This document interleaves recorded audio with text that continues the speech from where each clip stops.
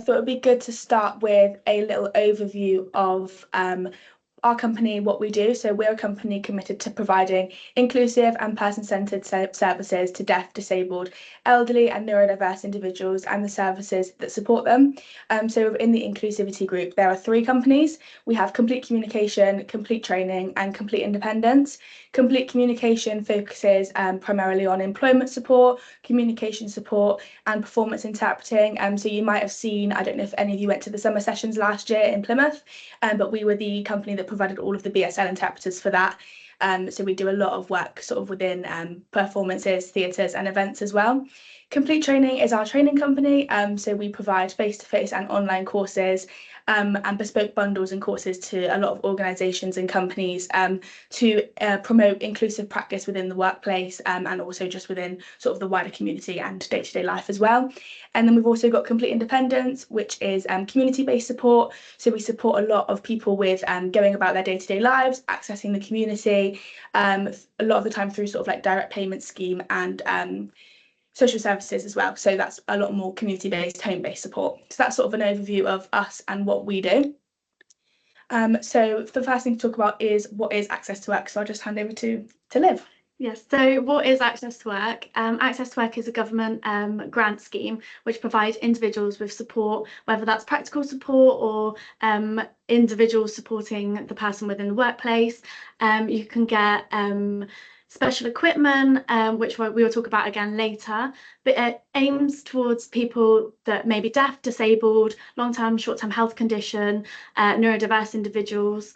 And that support can look different for every individual. And yeah, we would provide the support that helps individuals train with the special equipment or software. And yeah. Correct. So who is eligible? You have to identify or have a disability, long-term health condition, mental health condition, be neurodivergent. You have to also be over the age of 16 and live in England, Scotland or Wales. You have to be in a current job or looking for a job, whether that's self-employed or yeah. Perfect. And it's also important to mention what's really good about the scheme is that at the top you'll see that it says have or identifies having a disability. So especially with the neurodiversity side of things, you don't have to have a clinical diagnosis of say, for example, autism or ADHD. They would accept things like a diagnostic assessment or a sort of letter from your GP, things like that. You don't have to have a clinical diagnosis, which a lot of people find really useful because we all know the wait list to get a diagnosis for anything these days is extremely long. And it's also worth mentioning as well that in terms of the bottom point where it says be about to start a job or work trial or already in a paid job, you can also get support for job interviews, which we'll talk about a little bit later as well. So the types of support that are available, so you can see here, I've got job interview support. So if you are about to go to a job interview and you need support, for example, if you need a BSL or English interpreter or a note taker to attend the interview with you, you can get funding for that. It's a little bit different to what your funding would look like if you have it for a long-term job, whereas you would have the support in place and then you claim back the money afterwards because obviously your job interview will happen quite quickly, but that support can be put in place. You can also get practical support. So this could be anything from a note taker, a BSL interpreter, a lip speaker. You could have a support worker, a practical support assistant, anything like that. So sort of that's like that physical person that would support you. You can get specialist equipment. So this would be anything from a desk chair, maybe a standing desk. You might also get software such as dictation software, screen readers.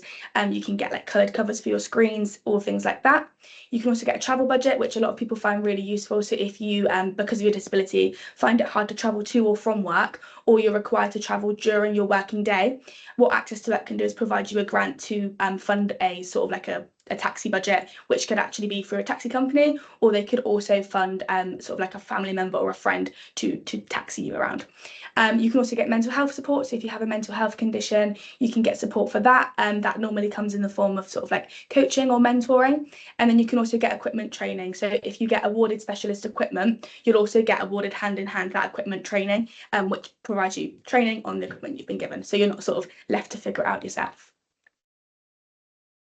In terms of practical support, so I thought it'd be useful to just go into a little bit more detail about what this might look like, because it is very broad. So there is a range of support available, like I mentioned before, including all of the things I've listed there. As well as practical support, you can get the specialist equipment and assistive technology training. So we find that the people who benefit most from our practical support is people who need that physical person in work with them. And when I say in work with them, it might actually be that that person isn't there every day with them. It might be that they work remotely. So we have a lot of clients that have support remotely where someone will have, if they've got a support worker who helps them with their emails and proofreading and things like that, they might do that remotely. So to everyone that person works with, it seems as if they're not having, a support worker glued to their side all day, every day. It's that sort of more discrete support that people benefit from. But like I said, there is sort of a range of things. Another really interesting one is a job coach. So this could be someone, we see this a lot with people who have ADHD, and it sort of focuses around sort of understanding that diagnosis, understanding what that means to that individual and working with it rather than against it. So that's something that we've seen Access to Work sort of really invest in over the last couple of years, which is really interesting. So what will support look like for the individual? Support can vary just like individuals' needs, so it'll be very person-centred. For example, you could be given a note taker. This could benefit people, maybe someone with ADHD, where a note taker will join in with meetings, conferences, interviews, anything, anything in the workplace. This will allow the individual to focus on the meeting itself rather than taking these notes, and therefore the worry, maybe anxiety and everything gets reduced. And Yeah, I think it's really important to note that I think a lot of the time when people hear support worker, they think that the only people who'd be eligible for that is people maybe with a physical disability. But we've worked really hard to sort of get the word out there that sort of, like I mentioned before, anyone who identifies as having that disability, whether that's neurodivergence, whether that's a physical disability, a hidden disability, whatever it is, you are eligible for that support, and it would look different for every individual.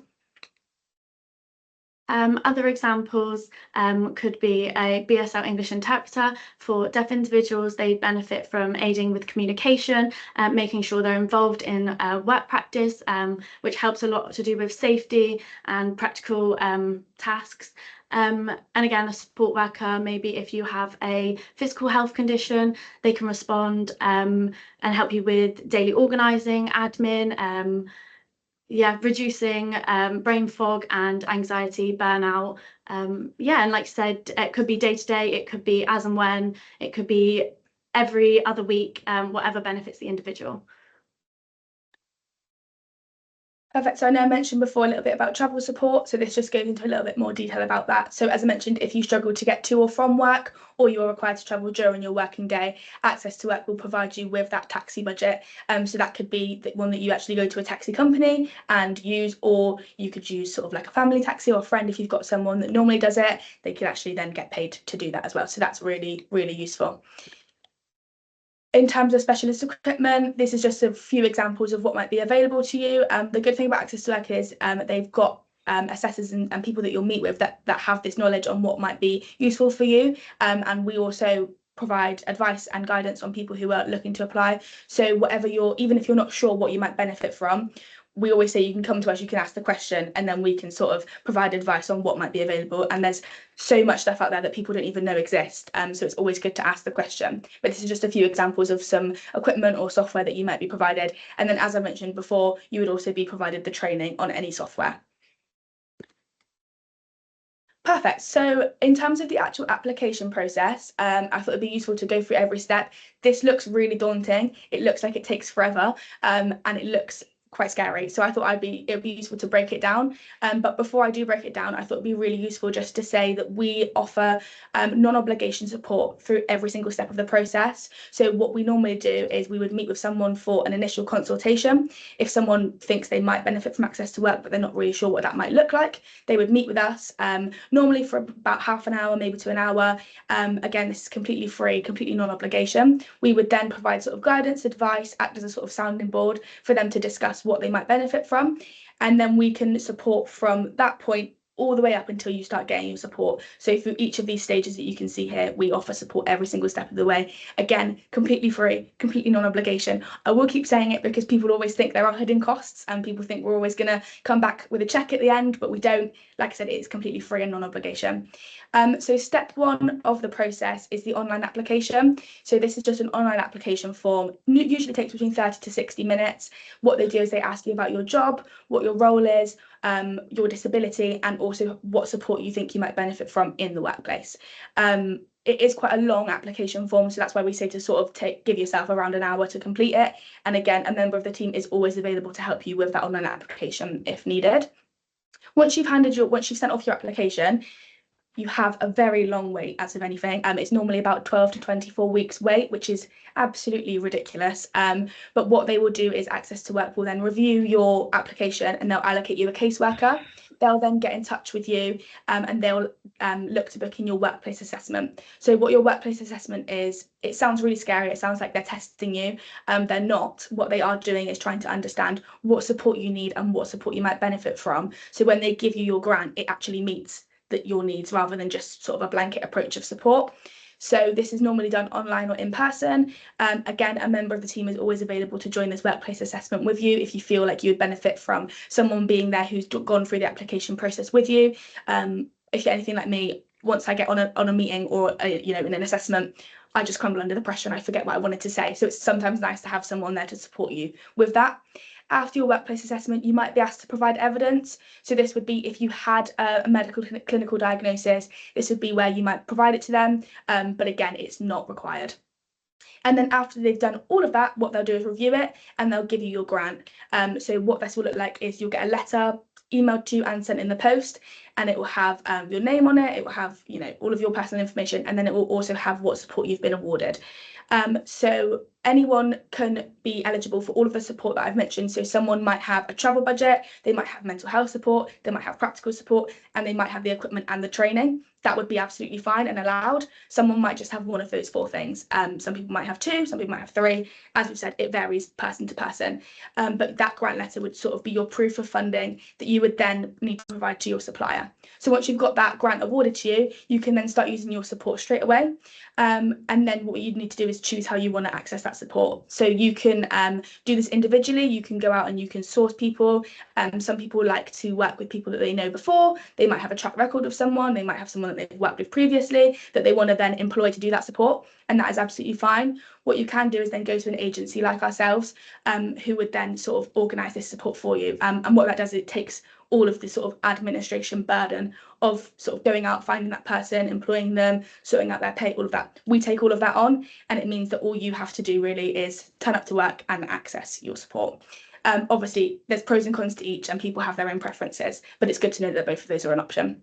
And then once again, I'll say it, we provide support through that entire process. So if you get to the end and you're not sure, you look at your grant letter and you're not sure actually what that means and what that looks like in practice, we can meet with you, we can chat to you over email, text, whatever it is, and sort of break that down and help you understand how best to utilise that grant for your specific needs. So that is the process all the way through. That initial wait period of 12 to 24 weeks, it is very long, but that is the longest you will have to sort of wait during the process. So once you've gone through that initial wait period, after that, it tends to move quite quickly. So it just is that initial wait period that is very long. So we would always say that if you're thinking about applying for Access to Work, it's better to just do it, get the application sent off. And then, if by the time that 24 weeks goes by, you decide you don't want the support anymore, or you've changed jobs or anything like that, you can then either not use it or you can let Access to Work know, but it's always good to get that application in because that wait period is sort of, very long.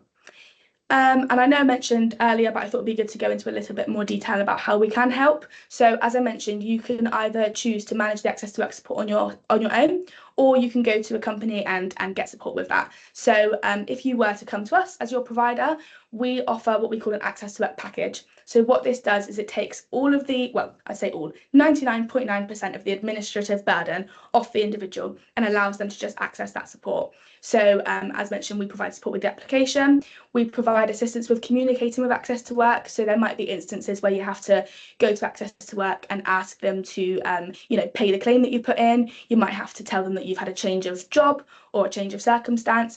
that is something that we can provide assistance with, and we help people either phone them up, email them. We can take on that sort of contact responsibility. As I mentioned, we offer help to understand how to utilise your grant. So if you're not sure how to best use your support or what that might look like in practice, we can provide guidance on that. And then we also offer what we've put here is hassle-free service management. So what that actually looks like is we would book your support. You would tell us sort of when you want the support. We would then book that in. We would source the support professional. So all of the support professionals we work with are highly qualified, highly experienced, and picked sort of bespoke for that individual. So we don't just sort of say, oh, Jan is a support worker, she can go with that person. We really sort of take our time in selecting the right individual person for the right candidate. So we would book that support in. We would then manage all of the invoices. So we would send all the invoices off to Access to Work. We would then also ensure that support professional is paid, so you don't have to worry about paying them on time. We would then chase invoices if they were late with payment. Access to Work are notoriously late, so we can manage all of that as well. So what that means is that all you have to do is turn up to work, receive your support, and then all we do ask of you is that you would sign a timesheet. So after every support session, you have to sign a timesheet. This is all done online. So those are really the only 3 things we require from you. Everything else we sort of take on board and we manage. Because what we found is that people would get the Access to Work support, go through the long process, receive the support, and then become overwhelmed by the management of it and by ensuring that everyone was paid on time and the claims were made and all of that sort of stuff. So we thought, enough of that. We can take all of that on. That is basically what my job is, to manage all of that. So it just allows you to sort of focus on actually, doing the job that you're employed to do rather than hassling Access to Work every week. And then this is just Neve, a little. Oh yeah, go on. We've just had a question. Is there a charge for the service you would provide? So in terms of once you've actually got the support, so what happens is on your grant, it will have the support you've been provided. So if I use support worker and as an example, it will say support worker, and then it will have an hourly rate. So you might have support worker charged at £40 an hour. That's how much we would charge for our service. So we won't charge it won't come at any additional cost to you. It's just the cost of what Access to Work have put on that grant letter, if that makes sense. Yes, does that make sense, Kate? I think so. Sorry, yes, yes, it Perfect. did, yeah, I think so, yeah, thanks. And it's also worth saying, I don't know if I mentioned it at the start, but it comes absolutely no cost to your employer either. So your employer is not required to pay anything, the individual is not required to pay anything, and it all is funded by the government from Access to Work. Oh, thank you. Will you be going through how you actually access your service? Because I suppose you're the kind of the kind of portal into it, aren't you? You would be the first stage, presumably, but you'll cover that. Yeah, thanks. Yeah, that's fine. So it's really easy in terms of that. Basically, we just all you have to do is get in touch with us via one of the options here. So you can get in touch with us, you can call us up, you can email us, you can visit our website and have a look. There's a contact form on our website. We don't have a sort of formal referral process where you have to follow this link and you have to follow this process. We just say get in touch with us.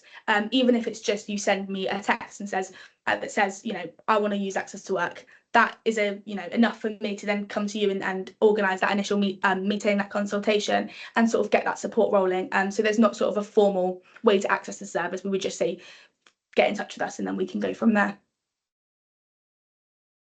Perfect. I think that is everything. I talk incredibly fast, so I've gone through that very quickly. And I know that is a lot of information all at once. So if anyone does have any questions, then please feel free to ask.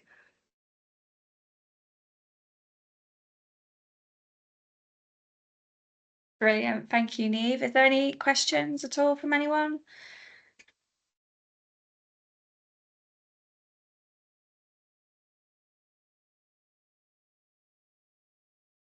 Oh, Joanna. Hi, I'm presently working on the new Connect to Work programme that's coming through. Oh, you're nodding, great. So I don't have to kind of do a history of it. Can you explain how someone who may be on a Connect to Work programme, how that interface will work with Access to Work? If you could just remind me of sort of what that Connect to Work would actually look like, that would be great. And then I should be able to help. Okay, so Connect to Work is like the first programme that's kind of been passed down, I guess, from central government to local authorities in terms of funding for supported employment. And there's two models of supported employment. There's the SEQF, which is the Supported Employment Quality Framework, and then there's the IPS model, which is individual placement and support. But essentially it is supporting people with health conditions, disabilities, and in this case there's a list of about 12 disadvantaged groups. So the idea being that within about 4 weeks you've got people sort of actively job searching, which is a very broad sort of definition, and then there are employment coaches that hopefully can find jobs that meet that individual's aspirations and specific needs, probably through some kind of job carving, or, you know, not just applying on Indeed, for example. So there is an expected need for probably all the sorts of things that you've been talking about in terms of equipment, to kind of enable people to have that sort of equity of access. So would it be whoever is delivering the Connect to Work contract kind of contacts Access to Work, or you at that initial assessment? Or yeah, I would say at that initial assessment, to get in touch with ourselves, and then what we can do is help that individual apply. So as soon as they've got a job interview, what we can then do is apply for Access to Work for that job interview, and then we can assist with that. And then as soon as they've got, if they are successful with that, as soon as they've got an offer of that employment, then you can start that Access to Work application for the actual job itself. But yeah, we would say either the person who's sort of managing that programme or the individual themselves to get in touch with us, and then we can assist from that point. So it's at the point of interviews? Yes, yeah. Okay. I know you mentioned that earlier. So is there a way going forward that we could make sure that all the frontline staff, the employment advisors, would kind of really understand what is available for different things, so they would know when they're talking to employers, you know, actually we can overcome that because with Access to Work, kind of this and this could be provided? Yeah. Is the I mean, there's maybe something around information sharing. We've got I know I'm going to share these slides afterwards, so obviously they can be shared on, they can be passed on to whoever needs them. There's also information on our website and things like that. So I think definitely it's important for the frontline staff to know that this is available. What we find is that a lot of people don't even know that it's available. So I think it's around information sharing. I mean, presentations like this, we're always happy to go about and do more of them. So sort of however it is best to share that information, we're always open to do so. And do you cover the whole of the Southwest? We cover the whole of the UK. Okay. Yeah, including Brilliant. all of the Southwest as well, yeah. Yeah, great, thank you. No worries.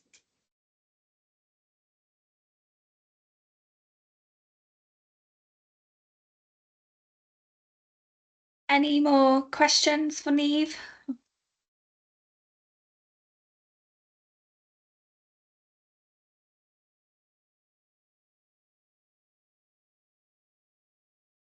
I've got one in the chat bar from Leah. So I'm wondering how a person would get support with something like interviews if there is a 12 to 24 week wait for support.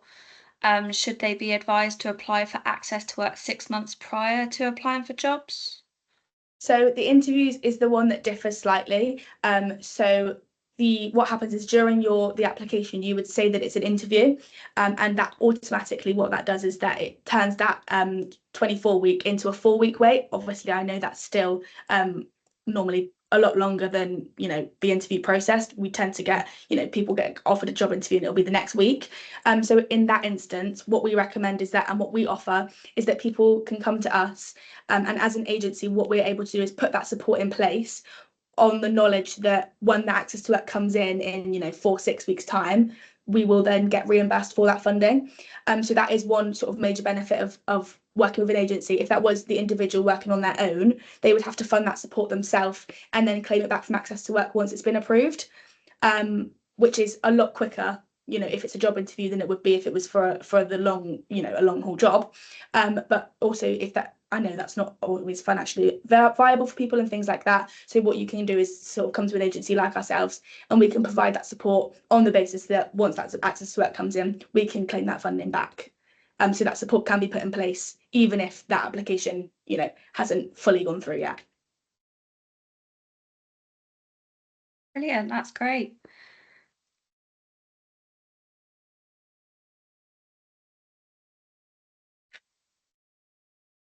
Any more questions at all?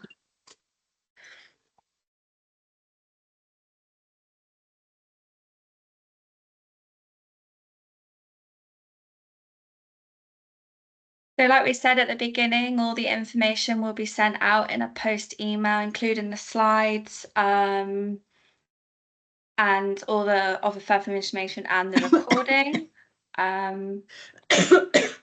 If we don't have any more questions, we could, someone's waiting in the lobby, that's